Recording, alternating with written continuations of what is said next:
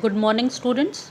आपकी previous class में मैंने आपको ये क्वेश्चन नोट डाउन करने के लिए कहा था और आपकी प्रीवियस क्लास में मैंने आपको बताया था कि कौन से इम्पॉर्टेंट पॉइंट्स हैं, इम्पॉर्टेंट टर्म्स हैं जो कि आपके नॉलेज में होनी चाहिए, जिस बेसिस पे आप अपना क्वेश्चन एनालिटिकल टेबल प्रिपेयर कर सकते हैं। तो ये क्वेश्चन आप नोट डाउन कर लीजिए।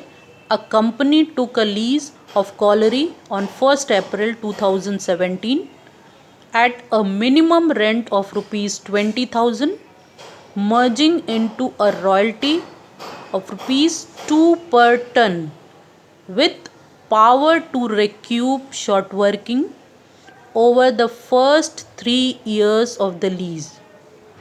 The output of the colliery for the first 4 years was 6,000 ton, 10,000 ton, 11,500 ton and 12,500 ton respectively.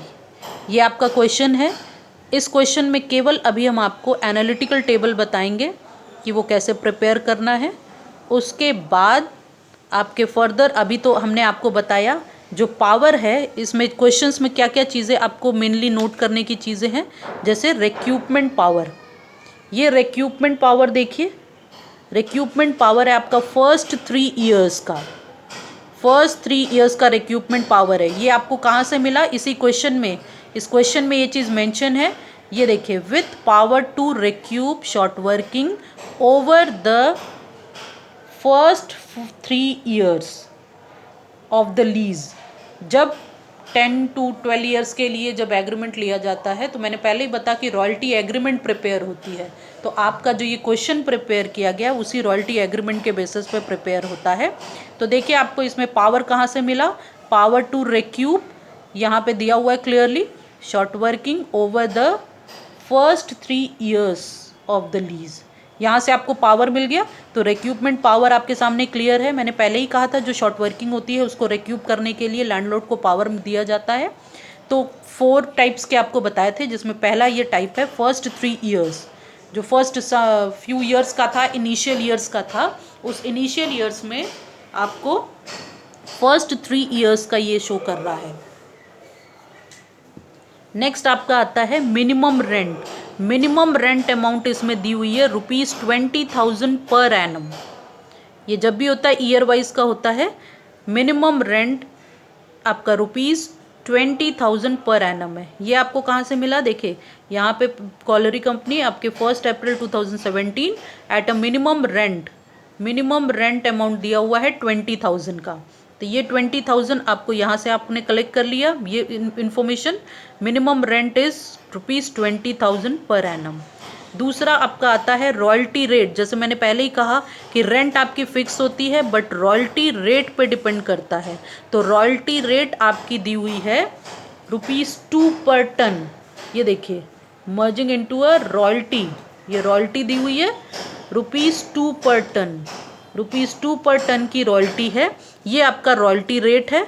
ये देखिए, मैंने यहाँ पे क्लियरली मेंशन किया है, रॉयल्टी रेट आपका है ₹2 पर टन, ₹2 पर टन के बेसिस पे। और 2 पर टन क्या? जो भी आपका आउटपुट आ रहा है। ये देखिए, the output of the colliery for the first 4 years was 6,000, 10,000, 11,500 and 12,500।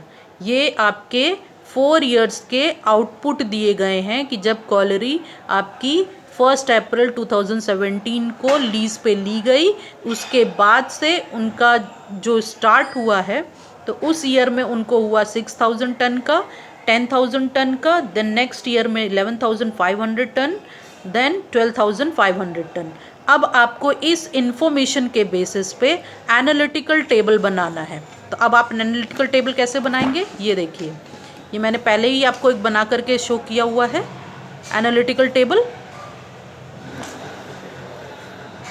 अब इस एनालिटिकल टेबल में आप देखिए, ईयर दिया हुआ है 2017, 2018, 2019 एंड 2020। आपको मैंने पहले ही बताया कि 4 ईयर्स के आउटपुट आपको शो किए गए हैं। तो आउटपुट क्या है आपका? 6,000, 10,000, 11,500 और 12,500। ये 4 ईयर्स के आपके आउटपुट है। अब आपको रॉयल्टी कैलकुलेट करना है, तो मैंने पहले ही बताया रॉयल्टी आप कैसे कैलकुलेट करेंगे। रॉयल्टी रेट आपका फर्स्ट ईयर का अगर आप कैलकुलेट कर रहे हैं तो दैट इज़ 6000। रॉयल्टी रेट क्या दी गई है, 2 पर टन की। ये देखिए रॉयल्टी रेट आपकी क्या दी गई है, 2 पर टन की। तो 2 पर टन की रॉयल्टी रेट से आप कैलकुलेट करेंगे तो दिस इज़ 12,000। तो ये 12,000 आप यहाँ पे मेंशन करेंगे। ये रहा आपका फर्स्ट ईयर की रॉयल्टी 12,000 की। उसके बाद नेक्स्ट ईयर की रॉयल्टी आप शो करिए। नेक्स्ट ईयर आपके पास आउटपुट कितना दिया गया है, 10,000। तो इस 10,000 के आउटपुट को फिर से 2 से मल्टीप्लाई किया आपने। रॉयल्टी रेट आपकी 2 रुपीज़ पर टन की दी हुई है, दैट इज़ 20,000। तो ये आपका आ गया 20,000। अब उसके बाद में इसी तरीके से आप नेक्स्ट ईयर का भी कर लीजिए। नेक्स्ट ईयर आपका है 11,500। इसको भी 2 से जब मल्टीप्लाई करेंगे तो आपका आ जाएगा 23,000।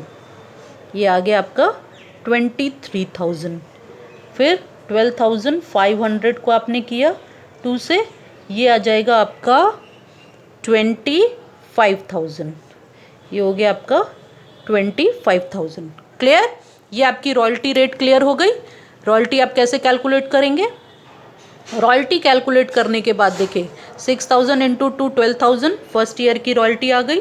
10,000 दिस इज आउटपुट। ये आपका आउटपुट है, ये आपका आउटपुट है, ये रॉयल्टी रेट है। तो ये आपने कैलकुलेट किया 12,000, 20,000, 23,000 एंड 25,000। ये आपका आ गया रॉयल्टी क्लियर हो गई। नेक्स्ट हमने पहले ही कहा मिनिमम रेंट की इन्फॉर्मेशन आपको दी हुई है। एवरी ईयर मिनिमम रेंट 20,000 का है, तो ये 20,000 आपको शो कर दिया। ये मैंने पहले ही कहा था मिनिमम रेंट अमाउंट क्या है, ये एग्रीमेंट में मेंशन होता है कि अगर रॉयल्टी आपकी एक्चुअल रॉयल्टी क्लियरली आप पे कर सके न कर सके, उसके बदले में एक फिक्स्ड रेंट अमाउंट दी जाती है, that is called 20,000 minimum rent. तो ये मिनिमम रेंट आपकी एग्रीमेंट में मेंशन था 20,000 का। तो एवरी ईयर आपने ये 20,000 नोट डाउन कर दिया। अब उसके बाद आपको कैलकुलेट करना है शॉर्ट वर्किंग एंड सरप्लस। तो ये मैंने पहले ही कहा था कि शॉर्ट वर्किंग क्या होता है और सरप्लस क्या होता है। तो जिस ईयर में, ये ईयर वाइज देखिए इन्फॉर्मेशन आपके पास में, जिस ईयर में आपको जो इन्फॉर्मेशन मिलेगी उसके अकॉर्डिंग आप कॉलम में शॉर्ट वर्किंग या सरप्लस शो करेंगे। तो पहले ईयर आपका क्या शो कर रहा है, royalty is less than minimum rent. अगर रॉयल्टी आपका मिनिमम रेंट से कम है तो दोनों का डिफरेंस कितना हुआ, तो this will be your short working year, this is 8,000। ये फर्स्ट ईयर में सरप्लस नहीं है, ये आपका शॉर्ट वर्किंग ईयर हो गया। नेक्स्ट उसके बाद में आपका आता है सेकेंड ईयर में। आइए देखिए ये इक्वल की सिचुएशन दिखा रहा है, royalty is equal to minimum rent, this is equal situation. तो आप इस कॉलम को एज इट इज़ ऐसे ही छोड़ दीजिए। ये हो गया, ये इक्वल की सिचुएशन हो गई। नेक्स्ट आपका है 23,000 royalty and 20,000 is minimum rent. It means royalty is more than minimum rent. यहाँ पे रॉयल्टी मिनिमम रेंट से ज़्यादा है। तो अब ये कौन सा कॉलम हो जाएगा आपका, सरप्लस में आप ट्रांसफ़र करेंगे 3,000। सरप्लस में आपका 3,000 ट्रांसफ़र हो गया। अब नेक्स्ट ईयर में आपका देखिए दिया हुआ है 25,000 and 20,000। It means royalty is again more than minimum rent. इस ईयर में जो आपका फोर्थ ईयर है उसमें रॉयल्टी आपकी मिनिमम रेंट से ज़्यादा है, तो फिर ये सरप्लस ईयर हो गया, यानी 5,000 आपका सरप्लस आ गया। अब ये देखिए आपका क्लियर हो गया, शॉर्ट वर्किंग आपने कैलकुलेट कर ली, सरप्लस आपको क्लियर हो गया। प्रीवियस ईयर जो आपका रहा रॉयल शॉर्ट वर्किंग के बाद का नेक्स्ट ईयर आपका इक्वल की सिचुएशन रही। मैंने आपको पहले ही कहा था कि किस एनालिटिकल टेबल प्रिपेयर करने से आपको क्लियर हो जाएगा कि किस ईयर में आपको किस ईयर की एंट्री, कौन सी एंट्री करनी है, किस कैटेगरी की। देखिए इस ईयर में आपको शॉर्ट वर्किंग ईयर की एंट्री करनी है, इस ईयर में आपको इक्वल की एंट्री करनी है, इस ईयर में आपको सरप्लस की एंट्री करनी है, इस ईयर में आपको भी सरप्लस की एंट्री करनी है। अब आपके पास में पावर क्या दिया गया है, फर्स्ट 3 ईयर्स का पावर दिया गया है। तो अगर आप फर्स्ट 3 ईयर्स का पावर बोलते हैं, फर्स्ट वर्ड अगर यूज़ हो गया, नेक्स्ट अगर यूज़ करेंगे, अगर नेक्स्ट 3 ईयर्स होता तो इस ईयर को एक्सक्लूड करके आपकी ईयर हो जाती 1, 2, 3। पावर की रिक्यूपमेंट एंट्री आपकी ये नेक्स्ट 3 ईयर्स की हो जाती। बट आपके पास क्वेश्चन में फर्स्ट 3 ईयर्स लिखा है, और अगर फर्स्ट 3 ईयर्स लिखा है तो आप शॉर्ट वर्किंग ईयर को इंक्लूड करेंगे, तो आपकी जो काउंटिंग हो जाएगी वो यहाँ से हो जाएगी 1 2 3। ये नहीं होगा, ये नहीं होगा, ये नहीं होगा, यानी फर्स्ट 3 ईयर्स अगर वर्ड यूज़ किया गया है, अगर ये फर्स्ट 3 ईयर्स है तो आपकी शॉर्ट वर्किंग ईयर को इंक्लूड करते हैं काउंटिंग में आप। तो 1 2 3 ये पावर हैं आपके जहाँ तक आप रिक्यूप कर सकते हैं शॉर्ट वर्किंग को। रिक्यूप किसको करते हैं? शॉर्ट वर्किंग को। तो ये शॉर्ट वर्किंग आपकी अब यहाँ तक रिक्यूप हो सकती है। इस ईयर में शॉर्ट वर्किंग ईयर में सर रिक्यूप हो नहीं सकता, इस ईयर में रिक्यूप हो नहीं सकता। फिर ये तीसरे ईयर में देखिए रिक्यूपिंग के लिए आपके पास सरप्लस है, but surplus is less than short working. तो आप ये पूरा सरप्लस रिक्यूप कर दिया आपने, रिक्यूप कॉलम में आ गया शॉर्ट वर्किंग रिक्यूप्ड। इस ईयर तक ही आपके पास पावर है, देखिए फर्स्ट 3 ईयर्स के हिसाब से इस ईयर में ही पावर है, इसके बाद आपका पावर ख़त्म। अब आपका पावर ख़त्म हो गया तो 8000 में से 3000 ही रिक्यूप हुआ, यानी बैलेंस अमाउंट आपकी 5000 अनरिक्यूप हो जाएगी। इसको आप अनरिक्यूप कर देंगे, क्यों? क्योंकि इस ईयर में पावर ख़त्म हो गया। ये देखिए ये ईयर में पावर आपका ख़त्म हो गया, तो जितनी शॉर्ट सरप्लस आपके पास में थी उतना सरप्लस आपने रिक्यूप कर दिया और बाकी आपने अनरिक्यूप के कॉलम में ट्रांसफ़र कर दिया। क्लियर? अब उसके बाद आता है आप लैंडलॉर्ड को क्या पे करोगे। तो हमने पहले ही कहा अगर शॉर्ट वर्किंग ईयर है तो कोई प्रॉब्लम ही नहीं है, तो मिनिमम रेंट अमाउंट जो है वो आप पे कर देंगे। तो इस ईयर में आपने 20,000 इसको पे कर दिया। दूसरे ईयर में इक्वल की सिचुएशन है, तो चाहे मिनिमम रेंट हो चाहे रॉयल्टी हो, ये भी ईयर आपका क्लियर है कि आपको क्या पे करना है। अब आपको कन्फ्यूजन होगी कि आप इस ईयर में क्या पे करोगे, इस ईयर में आप लैंडलॉर्ड को क्या पे करोगे। तो मैंने आपको जो फॉर्मूला बताया था पेड टू लैंडलॉर्ड में, ये ईयर आपका हो गया minimum rent plus surplus minus recouped amount. तो मिनिमम रेंट यहाँ पे क्या है? 20,000। इस ईयर में सरप्लस कितना है आपके पास में? 3,000। और आपने रिक्यूप कितना किया? अनरिक्यूप पे नहीं जाइएगा क्योंकि रिक्यूप अमाउंट होना चाहिए। रिक्यूप आपने कितना किया? ये देखिए रिक्यूप्ड अमाउंट भी आपके पास में 3,000 है। तो अब आप क्या करेंगे? ये कट बचा 20,000। तो आप लैंडलॉर्ड को फिर यहाँ पे कर दे रहे हैं 20,000। यहाँ पे भी लैंडलॉर्ड को आपने 20,000 पे कर दिया। अब नेक्स्ट लास्ट ईयर में आपके पास सरप्लस बचा हुआ है, तो लास्ट ईयर में सरप्लस बचा हुआ है, तो अब आपको यहाँ पे रिक्यूप करना ही नहीं है, तो आराम से ईजिली यू विल पे 25,000 जो आपकी एक्चुअल रॉयल्टी आई है। क्योंकि लैंडलॉर्ड को शॉर्ट वर्किंग के केस में मिनिमम रेंट की पेमेंट करेंगे, सरप्लस की केस में जो एक्चुअल रॉयल्टी है उसकी पेमेंट करेंगे, और अगर सरप्लस रिक्यूब्ड की कंडीशन आएगी तो इस फॉर्मूला को अप्लाई कर लीजिए, minimum rent plus surplus minus रिक्यूब्ड amount. तो 20,000 प्लस सरप्लस आपका 3,000 का है, रिक्यूब्ड अमाउंट भी आपकी 3,000 की है, तो फिर से कितना पे किया आपने? 20,000।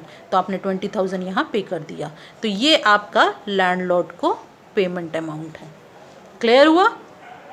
अब इसी बेसिस पे फर्दर आपकी जो रिक्यूपिंग पावर्स हैं उस पे भी क्वेश्चंस कराएंगे। लेकिन ये चीज़ आप एकदम क्लियर हो लीजिए कि क्या क्या इन्फॉर्मेशन आपके पास में ऑलरेडी अवेलेबल था। आपके पास ईयर की इन्फॉर्मेशन ऑलरेडी अवेलेबल थी, आउटपुट इन्फॉर्मेशन अवेलेबल थी, रॉयल्टी रेट अवेलेबल था, और उसके बाद मिनिमम रेंट अवेलेबल था। रॉयल्टी रेट के बेसिस पे आउटपुट से आपने कैलकुलेट किया, आउटपुट के रेट से आपने कैलकुलेट किया, आउटपुट के बेस पे आपने कैलकुलेट किया, आउटपुट के बेसिस पे आपने कैलकुलेट किया, तो आपकी रॉयल्टी भी क्लियर हो गई। रॉयल्टी में भी कैलकुलेट करने में कोई दिक्कत नहीं है।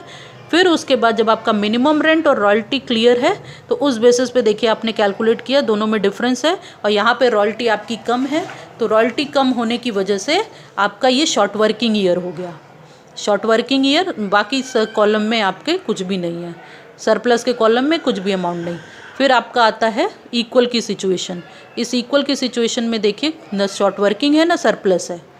फिर उसके बाद आपका सरप्लस आया तो आपने शॉर्ट वर्किंग कॉलम में कुछ नहीं डाला, देखिए ये सरप्लस के कॉलम में डाला है। फिर उसके बाद आपका सरप्लस आया, फिर आपने सरप्लस के कॉलम में डाला, और रिक्यूपमेंट पावर यहीं तक है, केवल फर्स्ट 3 ईयर्स का है। देखिए फर्स्ट 3 ईयर्स का रिक्यूपमेंट पावर है, इसीलिए आपने फर्स्ट 3 ईयर्स बोला है, इसीलिए आपने शॉर्ट वर्किंग ईयर को भी इंक्लूड किया है। दिस इज इनिशियल ईयर, आपको मैंने लिखवाया है ना उसमें 4 कंडीशंस जिस बेसिस पे रिक्यूपमेंट होता है, तो ये इनिशियल ईयर्स का है। तो इनिशियल ईयर्स में उसने 3 ईयर्स का लिया, तो 1 2 3, इन 3 ईयर्स में अगर आपके पास सरप्लस है तो आप रिक्यूप करेंगे, नहीं तो आप अनरिक्यूप कर देंगे। तो देखिए उसके पास 3000 सरप्लस था, शॉर्ट वर्किंग उसकी ज़्यादा थी, तो जितना सरप्लस था उसको रिक्यूप कर दिया, बाकी अनरिक्यूप कॉलम में ट्रांसफ़र कर दिया। क्लियर? ये आपका एनालिटिकल टेबल है। अब अगर आपका ये एनालिटिकल टेबल क्लियर हो गया तो ईजिली आपको पता है कि इस ईयर में आपको शॉर्ट वर्किंग की एंट्री करनी है, इस ईयर में आपको इक्वल की एंट्री करनी है, और इस ईयर में आपको सरप्लस की एंट्री करनी है, इस ईयर में भी सरप्लस की एंट्री होगी। तो आपका एंट्री भी क्लियर है, आपकी एंट्री भी क्लियर है। इसमें फर्स्ट ईयर में शॉर्ट वर्किंग, सेकेंड ईयर में इक्वल, थर्ड ईयर में सरप्लस, और फोर्थ ईयर में भी सरप्लस। ये तो मैंने पहले भी आपको जर्नल एंट्री करवाई है, जर्नल एंट्री के बेसिस पे आप ये कर लीजिए। वैसे मैं नेक्स्ट क्लास में आपको फिर से इसकी जर्नल एंट्री एक बार करा दूंगी कि नेक्स्ट ईयर की, जैसे आपकी शॉर्ट वर्किंग ईयर की एंट्री है तो पहली एंट्री आपकी हो जाएगी रॉयल्टी अकाउंट डेबिट। तो रॉयल्टी अकाउंट में जो आप अमाउंट ले जाएंगे फर्स्ट ईयर में, वो रॉयल्टी अमाउंट, ये रॉयल्टी अकाउंट जाएगी, royalty account debit, short working account debit to landlord. तो ये दोनों कंप्लीट होके टू लैंडलॉर्ड 20,000 हो जाएगा। ये ध्यान से देखिए, पहले ईयर की शॉर्ट वर्किंग का बता रहे, जर्नल एंट्री बता रहे हैं। फिर उसके बाद दूसरी एंट्री आप करते हैं landlord account debit to bank account, वो 20,000 का यही एंट्री हो जाएगा जो आपने पे कर दिया। फिर आता है आपका profit and loss account debit to royalty account, तो ये वो रॉयल्टी अकाउंट होगी, रॉयल्टी अमाउंट जो भी आप ट्रांसफ़र करेंगे वो ये रॉयल्टी अमाउंट ट्रांसफ़र करेंगे। इस तरीके से आप क्वेश्चन कर लीजिएगा। नेक्स्ट क्लास में आपको ये क्लियर करेंगे कि किस तरीके से आपकी जर्नल एंट्री है, उसके लिए आप पहले से प्रिपेयर रहिएगा, हम पहले ही इन्फॉर्म कर देंगे, और आप अपना जो सॉल्व किए रहेंगे, जर्नल एंट्री किए रहेंगे, उसको लेकर के बैठिएगा, तो एक क्रॉस चेक हो जाएगा कि आपका सही है कि नहीं, और उसके बेसिस पे, जर्नल एंट्री के बेसिस पे फर्स्ट ईयर में जैसे आपने पढ़े थे ना कई मेथड्स जर्नल एंट्री से कैसे आप लेजर में कन्वर्ट करते हैं, उस तरीके से आप लेजर में भी इसको कन्वर्ट कर लीजिएगा। तो हम लेजर का पार्ट भी उसी में करा देंगे। तो ये एनालिटिकल टेबल है, जिस एनालिटिकल टेबल के बेसिस पे अभी आपको मैंने केवल एक ही कंडीशन बताई है फर्स्ट 3 ईयर्स की।